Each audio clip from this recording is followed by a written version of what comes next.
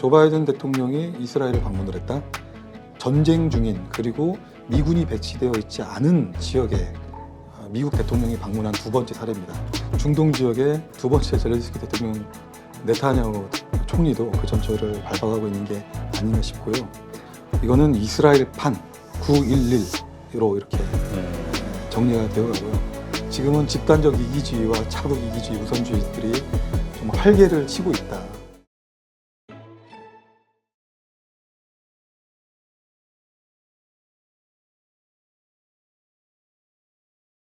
그 이스라엘 전쟁, 그러니까 팔레스타인, 그러니까 그 하마스의 공격이 시작되자마자 바이든 대통령, 미국 정부에서는 항공모함을 딱 배치를 했죠. 그리고 또 한 척을 또 보냈고 이러면서 전쟁 확산을 뭐 방지하는 거 아니냐, 그러기 위해서 이제 미국의 의지를 보여준 거 아니냐, 이런 의견들이 있는데 지금 돌아가는 분위기는 그래도 중동 지역에서는 뭐 이란도 그렇고 계속 뭐 그 가자 지구에 대한 공격이 있으면은 우리도 뭐 관여하겠다, 이런 이야기들이 나와요, 자꾸.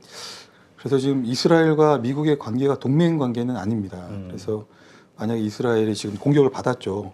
즉각적으로 관여할 수 있는 그런 제도적인 장치가 있는 것은 아닌데, 문제는 이제 역사적 맥락에서 볼 때 특히 지금 상황들이 어떻게 보면은 평화 무드를 만들어가는 과정에서 중동 지역에서 이제 어떻게 보면 점 하나만 찍으면 중동 지역에 해묵었던 갈등들이 어느 정도 해소가 되어서 서로 자유롭게 왕래하고 경제적 상호 운용 의존성을 가지고 중동 지역이 더불어 잘 살아갈 수 있는데, 그런 상황에서 하마스가 지금 이 어떻게 보면은 어떤 분들은 그런 표현을 쓰시더라고요. 깽판을 벌인 것이다.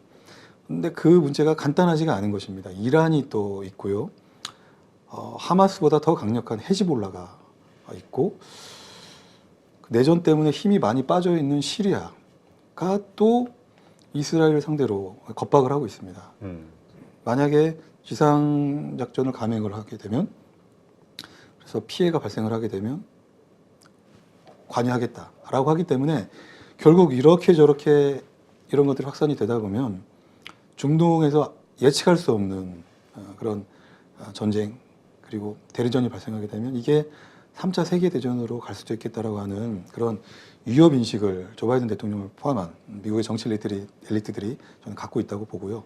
그래서 이란을 포함한 주변 국가 세력들이 이스라엘의 팔레스타인에 군사적으로 관여하지 말라라고 하는 일종의 전략적 억제 신호를 보내기 위해서, 무력 시위죠. 예, 무력 시위를 보내기 위해서 제너럴 포드를 항공모함을 보냈고, 드와이트 아이젠하워 항공모함까지 추가로 급파하고요. 나아가서 F-15, F-16 전투기를 질적 양적으로 지금 지중해 지역에 이렇게 좀 증원을 하고 있고, 나아가서 한 2~3천 명 정도의 신속대응군 파견까지 검토하고 있다고 그러는데 아마도 스트라이크 여단 정도가 되지 않을까 싶습니다. 그래서 유사시에 현재의 모습은 더 이상 이 상황이 확산이 되지 않도록 하기 위한 예방적, 어떤 사전적 저는 조치라고 보고 있는데, 사실 안보를 고민하는 분들은 또 최악의 상황도 고려를 해야 됩니다. 그래서 만약에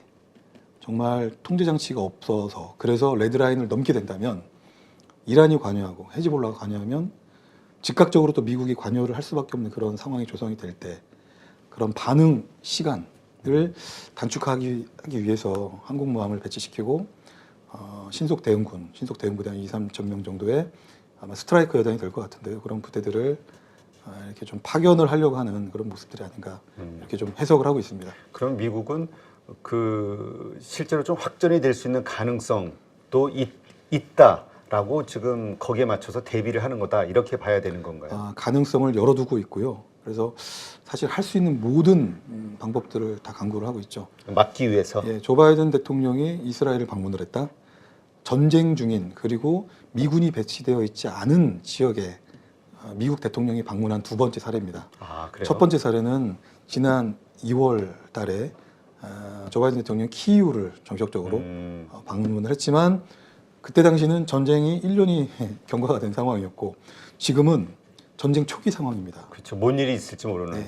근데 우크라이나 상황보다 더 이거는 그래도 우크라이나 러시아 전쟁은 가해자 러시아만 딱 지금 싸우고 있기 때문에 이 상태에서 더 이상 확정 가능성은 커 보이지 않다라고 하는 나름대로 계산이 있다면 이스라엘과 하마스의 이런 갈등은 전방위적으로 확산될 가능성이 더 크기 때문에 그런 차원에서 위기의식을 가지고 이렇게 조 바이든 대통령이 긴급하게 반응을 하고 있다라고 이렇게 보고 있습니다.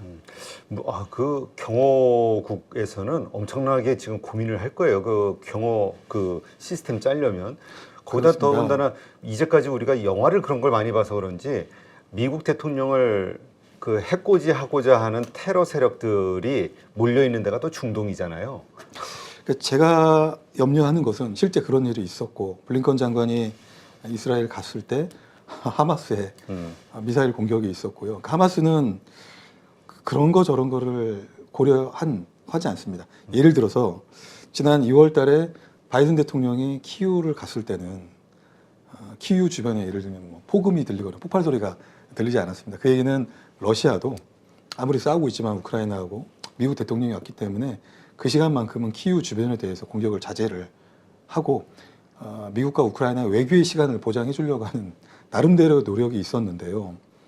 하마스 무장 정파 내지는 헤즈볼라 또 시리아 이런 세력들은 그런 거를 고려하지 않을 것입니다. 왜냐하면 뼛속까지 친미주의, 반미주의, 반제국주의, 뼛속까지 반이스라엘, 반시오니즘이 뼛속까지 있기 때문에 그런 거 저런 거를 고려하면서 정치적인 유불리를 따지지 않고 테러 행위를 감행할 수 있기 때문에 미국의 경호국도 굉장히 고민이 많이 있을 거고 치밀하게 현장에서 준비를 하고 했을 거라고 보고 있습니다. 네, 아마 거기에는 또 이스라엘에 대한 또 어느 정도의 신뢰가 있을 거예요. 다른 나라라면은 좀 그런데 이스라엘은 그래도 워낙 기술적으로 그 군사적으로 강국이라고 보통 생각을 하니까. 예. 네.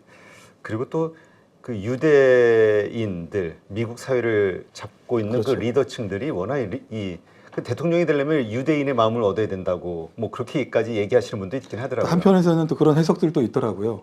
또 워낙 미국 사회에서 유대인들의 정치계 그리고 경제계 쪽에 두루두루 이렇게 좀 들어가서 영향력을 행사하고 있고 또 그들이 결국은 미국 대통령 선거에 또 상당 부분 많은 정치 자금들을 또 합법적으로 이렇게 지원을 하고 있기 때문에 그런 또 표를 의식하지 않을 수 없었을 것이다. 그런 또 일견 좀 타당하다고 보고 있습니다. 그러니까 더군다나 이제 내년도 재선을 앞두고, 그러니까 그러니까 선거, 그렇죠. 대선을 앞두고 대통령 있죠. 선거가 있죠. 네. 네. 트럼프에게 지금 막 밀리는 상황이라 이 전쟁을 어떻게 하는 것이, 그러니까 그 바이든 대통령의 그 입장에서 뭐라 그럴까요? 유리하다 이렇게 판단할까요? 유리하게 만들기 위해서 이스라엘로 날아갔다라고 보고 있고요. 빨리 끝내는 게 유리한 네, 거죠. 빨리 정전이든 종전이든 종전은 안 될 것이고요.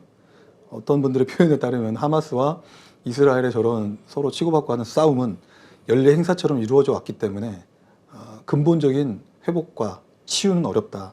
그렇다면 현재 상태에서 최고의 차선은 이 사태를 방지하는 것입니다. 그것은 1번은 이스라엘의 지상군이 가자 지구에 들어가지 않는 것. 아마 그 말을 하기는 어려워도 그 말을 하고 싶을 것이고요. 동시에 이스라엘에 대한 지원과 지지에 대한 이런 정치적 외교적 또 메시지도 물론 같이 이렇게 나왔지만 그 이면에는 확산 방지를 위한 어떤 전쟁의 확산 방지를 위한 이스라엘 지상군에 진출하지 말 것을 이렇게 좀 요청했을 걸로 이렇게 보고 있습니다. 네, 하여튼 바이든 대통령이 이스라엘을 방문해서 말씀하신 대로 자신의 어떤 정치적 입지를 위해서라도 뭔가 이렇게 좀 그 진정을 시키려고 노력을 할 텐데 이스라엘 입장에서는 어떨까요? 지금 그러한 미국 대통령의 어떤 여러 가지 압박 혹은 회유 이런 것들이 먹힐 수 있는 상황인가요? 네타냐후 총리는 정말 머리가 아플 겁니다. 미국의 그런 요청과 조언을 안 들을 수도 없고요. 그렇다라고 이 9.11 사태만큼의 충격과 공포를 이스라엘 국민들이 가지고 있고 하마스와 팔레스타인에 대한 적대적 감정이 있는데 아무것도 안 할 수도 없습니다.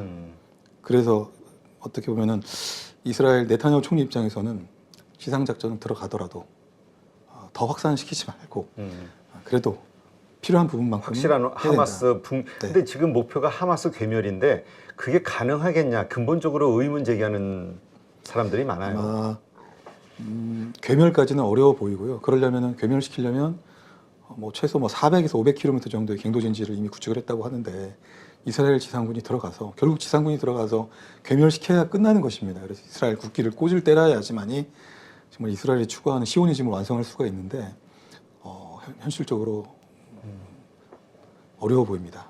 그 네타냐후 총리도 사실 이 전쟁이 끝나면 이스라엘도 지금 그 전에 그 이 네타냐후 정권에 대한 데모가 워낙 크게 일어나고 있었던 상황이었고 또 이번에 책임 이 소재를 따지기 위해서 그 압박이 가해질 거고 탄핵이 일어나지 않겠냐가 일반적인 시각이더라고요.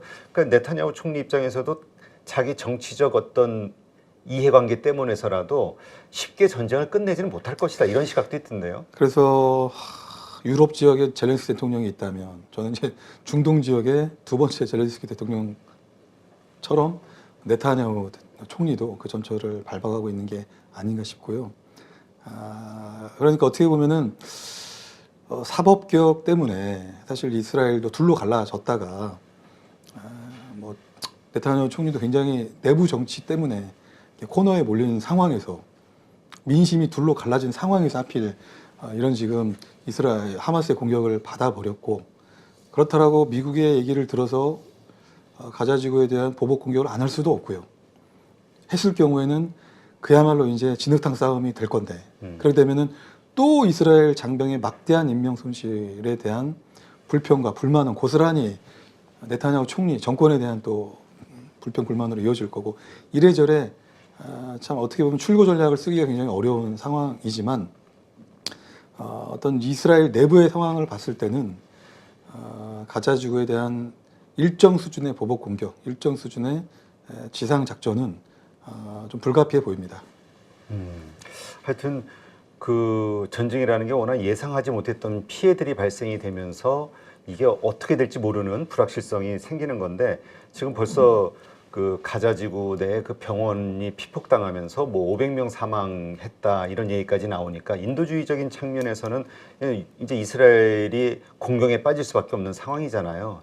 그래서 이것 때문에 뭐 지금 나오는 뉴스들 보면은 이란이 개입하겠다 뭐 이런 이야기를 했다 뭐 이런 얘기들도 나오고 근데 이제까지 시각은 각각의 나라들이 전부 좀 자기네 경제 사정 뭐 사우디도 그렇고 이란도 그렇고 다 어렵잖아요 내부 상황들이 그래서 이 립 서비스 그러니까 뭐랄까 노이즈 정도의 어떤 그 공포의 말만 할 것이지 실제 액션을 취하지 못할 것이다 이게 이제 일반적인 시각이었는데 어떻게 보시나요? 저는 이제 우크라이나 전쟁이 일어나지 않을 거라고 주장을 했다가 크게 반성을 많이 했기 때문에 그 뒤로는 전쟁이 일어날 수도 있겠구나. 사람은 합리적이지 않을고 국가도 합리적이지 않을 수 있겠다. 늘 최악의 상황을 염두해야 되겠다라고 하는 그런 교훈을 우크라이나 전쟁으로부터 얻었습니다. 그런데 하마스의 이스라엘 기습 공격을 보면서 정말 전쟁의 문턱이 낮아졌구나 해서 사람은 합리적일 수는 있어도 합리적이지 않은 행동을 할 수도 있겠다. 라는 그런 확신이 더 들고 있는 상황이고요. 그런데 이제 이 전쟁이 이렇게 이미 이제 시작이 돼버려서 말씀하신 대로 무고한 또 팔레스타인 지역의 그 주민들이 병원이 공격을 받으면서 사망자가 발생을 하고 있습니다. 그런데 인도적 통로를 확보를 해줘야 되는데 확보를 안 해주고 있죠. 그러려면은 라파라고 하는 곳인데요. 이집트와 접경 지역. 거기를 열어줘서 이집트가 받아줘야 되고 또 요르단인 이런 지역 주변 지역으로 이런 전쟁 난민들이 가야 될 길을 열어줘야 되는데 국제사회는 열어주라고 압박을 하죠. 그런데 정작 요르단이나 이집트 말씀하신 대로 경제 상황이 어렵고 또 그들 때문에 내부의 테러라든지 또 예측 못한 불확실성에 늪에 빠져버릴 수 있기 때문에 이거는 집단 이기주의의 끝판왕을 보고 있다라고 저는 보고 있습니다. 그래서 그런 부분들을 주변국들이 해소해주지 않으면 사실은 어렵죠. 이런 인도주의적 위기가 계속 가중이 될 거고 이스라엘도 마찬가지로 물론 그들은 이제 하마스의 공격을 받았기 때문에 자위권 차원에서의 필요한 정당한 공격을 했다 하더라도 무고한 민간인에 대한 이런 공격 또 그 무고한 민간인의 인도적 위기가 계속 발생을 하게 되면 국제사회로부터 그런 책임으로부터 자유로울 수 없을 것이다. 또 그런 현상들이 이미 시작이 되고 있습니다. 네. 하여튼 그 병원 피폭당한 거에 대해서 이스라엘 쪽은 우리가 한 것은 아니다. 이렇게 이제 이야기를 한다고 하는데 하여튼 지금 뭐 워낙 전쟁이 일어나면 선전전이 요란하게 벌어져서 믿을 수가 양쪽 다 좀 믿기가 좀 어려운 일들이 많아서 일단 나중에 이제 어떤 식으로 책임론이 나오게 될지 좀 봐야 될 것 같고요. 지금 네타냐후 총리 어쨌건 그 푸틴 대통령에게 하마스를 괴멸할 때까지 하마스를 처치하겠다 뭐 이런 말을 했다고 하니까 근데 이스라엘 국민들의 지금 지지랄까 혹은 반응 이 전쟁 어디까지 가야 된다 이스라엘 사람들의 생각은 어떻습니까? 뭐 여러 가지 이제 언론들의 반응과 이렇게 또 외신들의 평가를 종합해 보면 이거는 이스라엘판 911으로 이렇게 정리가 되어 가고요. 그야말로 분노가 크게 확산이 되고 있습니다. 참 잠잠해졌습니다. 이제 평화 무드로 충분히 갈 수 있었던 그런 상황인데 그게 다시 이렇게 나온 것이죠. 역시 평화적으로 공존할 수 없는 적대적 공존 세력이었다는 게 확인이 됐기 때문에 이스라엘 국민들이 사법개혁 때문에 네타냐후 총리에 대해 이렇게 좀 반대를 하고 시위를 해서 둘로 갈라졌지만 다시 집결을 하고 있죠. 물론 네타냐후 총리에 대한 어떤 정치적 역사적 판단은 그 이후에 아마 또 책임을 묻겠지만 현재의 상황에서는 하마스에 대한 적개심이 결국은 이스라엘 국민들을 이렇게 하나로 결집을 하고 있다고 보고 있기 때문에 최소한 그런 부분에서 네타냐후 총리의 어떤 정책 결정과 그의 결심은 힘을 받을 거라고 보고 있습니다. 그렇기 때문에 방탄복을 입고 위험한 지역에 이렇게 나타나고 직접 전쟁 지휘를 하는 모습을 보이고 있고 이스라엘 국방부도 뭐 시간이 한 시간이 멀다 하고 계속 브리핑을 하고 있습니다. 이것 또한 저는 이제 이스라엘도 하마스도 우크라이나 전쟁을 통해서 배운 이른바 심리전, 정보전 그리고 인지전이라고 하는 어떤 비물리적인 차원에서의 전쟁 수행 방법을 지금 적용을 하고 있다고 보고요. 싸우는 병력들은 현장에서 싸우겠지만 그거와 별도로 이런 일종의 뭐라고 해야 될까 사이버 공간 또 사람의 인지의 공간 또 그런 인지의 공간에 영향을 미치고 그것이 결국은 정치 엘리트들의 어떤 전쟁을 포함해서 정책 결정에 치명적인 영향을 미치기 위해서 인지전을 양측 다 하고 있는데요.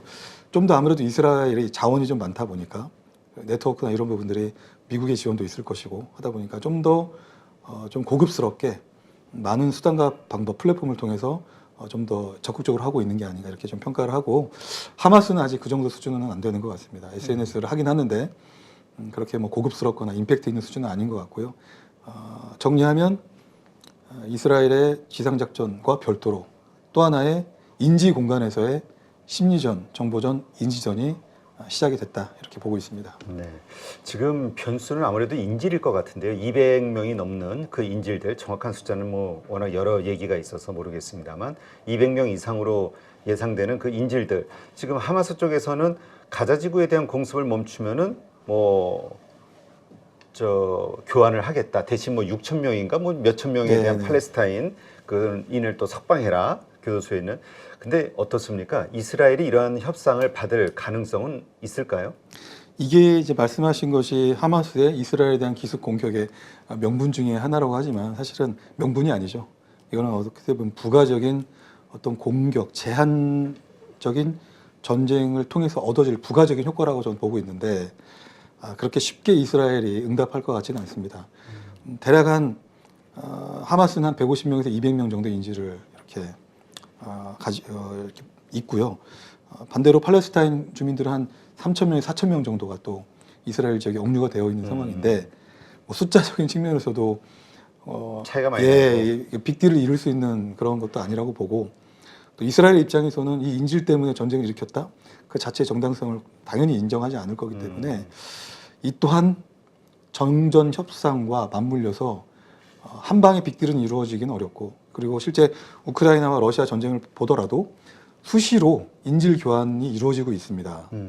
그런 전례를 본다면 아마 어떤 건건마다 뭐 결국은 협상의 의제가 되겠죠. 어떤 의제에 대한 보상적 차원 뭐 패키지 차원 그런 차원에서 단계적으로 이루어지겠지 이렇게 단번에 즉각적으로 150대 3, 4천 인질 교환은 이루어지지 않을 거라고 보고 있습니다. 그러면 그 인질들의 생명을 뭐 원래 처음에는 뭐 한번 공습할 때마다 한 명씩 죽이겠다 뭐 이런 협박을 했었으니까 인질들을 그렇게 처형하는 어떤 강공을 펼쳤을 때에도 이스라엘이 거기에 뭐 영향을 받거나 이러지는 않을 것이다 이렇게 보시는 건가요? 하마스도 강공을 하기는 쉽지가 않아 하긴 지금 보이고요. 워낙 네. 여러 나라들이 또 포함돼 있어서 완전 테러라고 지금 이렇게 규정을 해버렸고 사실 하마스를 돕고 있다라고 추정이 되는 러시아 국민들도 러시아계 국민들도 16명이 사망을 했고 아, 물론 이제 그 공격 주체를 판단하기는 어렵습니다만 그렇기 때문에 하마스도 부담스럽습니다. 그래서 그들이 처형하는 물론 사람 이스라엘이 주로 되겠지만 물론 이스라엘을 또 시빌리언으로 보지 않는다는 관점 때문에 하마스가 강공을 해서 공격 비례해서 한 명씩 처형을 할 수도 있겠지만 지금 모습을 봐서는 그렇게 강공으로 나오지 않을 가능성이 좀 더 커 보입니다. 네, 알겠습니다. 하여튼 참 뚜렷한 방법이 없어 보이네요. 그러니까 말씀을 나누면은 나눌수록 야 이거 어떻게 양쪽이 그 뭔가 타협을 할 만한 중간 지점 이게 잘 안 보이는데 그 뭐 여러 서방 세계 국가들 혹은 뭐 중동 국가들도 그렇겠고 뭔가 빨리 끝나기를 원하는 입장에서 또 자국의 국민이 인질로 잡혀 있는 곳들 피해자가 있는 곳들 이런 것들도 이제 뭔가 개입할 명분이 있으니까 뭔가 한 마디씩 할 것 같긴 한데 뚜렷한 방법은 없는 거죠 지금. 뚜렷한 방법이 없는 것 같고요. 역시 사람의 감정, 민족의 감정이 섞여버리면 그 감정의 골을 어떻게 종이로 써서 내일부터는 이 감정 하지 말자라고 이렇게 정리를 하면 좋을 텐데 그게 세대에 걸쳐서 꾸준히 역사적으로 정말 수백 년간에 내려왔던 그 감정의 골이 쉽게 우크라이나 러시아 전쟁도 마찬가지고 이렇게 좀 하기는 좀 어려워 보이는 것이고 좀 더 제가 우려스럽게 보고 있는 것은 이스라엘 팔레스타인 사태 정확하게 하마스의 기습 이스라엘 침공인데요. 네. 이게 양자 간의 문제가 아니고 판이 계속 커지고 있다는 겁니다. 하마스를 누가 지원했냐? 이란이 지원했다. 그럼 이란은 또 누가 지원하고 있냐? 쌍방간에 지원하고 있겠죠. 러시아가 또 배후에 있다. 이란을 또 하마스를 누가 도와주고 있냐? 레바논 헤즈볼라. 그리고 시리아가 도와주고 있다. 그럼 시리아를 최근에 내전으로부터 해방시킨 주체는 누구냐? 러시아. 유엔 안보리 차원에서도 가자 지구의 인도적 피해를 예방하기 위해서 임시휴전하는 안을 비록 러시아가 지금 우크라이나를 상대로 가해자긴 하지만 임시휴전안을 발의를 했는데 또 서방 국가들이 반대를 하고 있습니다. 결국 이스라엘 뒤에 민주진영 그리고 하마스 뒤에 권위주의 진영 중국, 이란, 러시아 특히 중국, 이란, 러시아는 이른바 상하이 협력기구라고 하는 중국, 러시아가 주도하고 있는 다자 안보 협의체의 주요한 회원국이고 또 이른바 브릭스라고 하는 그 체제 안에 G7에 대응하기 위한 이른바 서방의 민주주의 진영에 대응하기 위한 또 브릭스 체제의 회원국들입니다. 이렇게 지금 세계가 서구 진영과 민주 진영과 권위주의 진영으로 갈라치기가 되어지고 있기 때문에 더더욱 양자 간의 문제를 넘어서서 어떤 세력과 세력 간의 싸움이 되고 있기 때문에 더더욱 해법을 모색하기가 좀 어려워지고 있는 좀 그런 안타까운 생각이 있습니다. 네. 말씀 들어보니까 그냥 한쪽이 힘이 약한 쪽은 뭐 굴복하는 거고 힘이 강한 쪽에서는 용서하는 거 이건데 이게 그렇게 쉬운 게 아니라 본인들이 하고 싶어도 지지 세력들이 할 수 없죠. 그 국민들이. 뒤에 서 있는 국민들과 또 강대국들이 또 이들에게 여러 가지 방법을 통해서 이렇게 또 움직이고 있기 때문에 그래서 더더욱 어려운 것 같고요. 그렇죠. 굴복이라기보다 사과와 타협과 그렇죠. 사과하고 사과와 타협과 뭐 전략적 인내와 이런 것들 그렇죠. 용서하고 인내하고. 네, 저는 이제 톨러랑스라는 오늘 아침 그런 생각을 하고 왔는데 톨러랑스를 보여주고 좀 집단 지성을 이룰 때인데 지금은 집단적 이기주의와 자국 이기주의 우선주의들이 정말 활개를 치고 있다. 그런 것들을 또 강대국들이 또 뒤에서 필요에 따라서 정치적으로 또 이용을 하고 있기 때문에 양자 간의 문제를 넘어서서 어떤 구조와 블록 간의 새 대결로 이미 이 판이 만들어져 버렸기 때문에 장기화될 것 같습니다. 네, 알겠습니다. 하여튼 여러 가지로 경제 혹은 또 투자자 입장에서는 세계 경제, 국내 경제를 생각할 수밖에 없으니까 많이들 불안해하실 것 같아요. 하여튼 잘 길은 안 보이지만 그래도 어떤 뭔가 솔로몬의 지혜 같은 뭔가 튀어나와서 어떻게 잘 마무리가 됐으면 좋겠다 바라는 수밖에 없겠네요. 네. 네, 이제까지 좋은 인사이트 함께 해주신 한국국방연구원 두진호 연구위원님 고맙습니다. 네, 감사합니다. 안녕하세요. 8.15 모니터 가족 여러분, 임수열입니다. 이번에 하나증권과 8.15 모니터기 함께 특별한 이벤트를 진행하는데요. 8.15 모니터 가족분들이 하나증권 신규 계좌를 개설하시면 특별한 혜택을 받으실 수 있습니다. 첫 번째 혜택은요, 국내 주식을 살 수 있는 3만 원을 드립니다. 두 번째 혜택은 하나증권과 함께하는 8.15 머니쇼 초청 받으실 수 있는 초청권입니다. 8.15 머니쇼는 특별한 강사진들에 의해 진행되는 프리미엄 세미나로 매회 500분을 초대해서 진행할 예정입니다. 그 외에도 소수점 주식 혜택을 드릴 거고요. 하나증권 계좌를 처음 만드는 분이라면 누구나 신청 가능하십니다. 이제 혜택 받는 방법 알려드리죠. 영상 하단부 더보기란에 기재된 링크를 통해 신청하시면 됩니다. 반드시 더보기란 링크를 통해서 계좌를 개설해야 이 혜택을 받을 수 있으니 유의해 주시기 바랍니다. 하나증권과 8.15 모니터기 함께 주식으로 하나 되다. 8.15 모니터 가족 여러분의 많은 참여 부탁드립니다.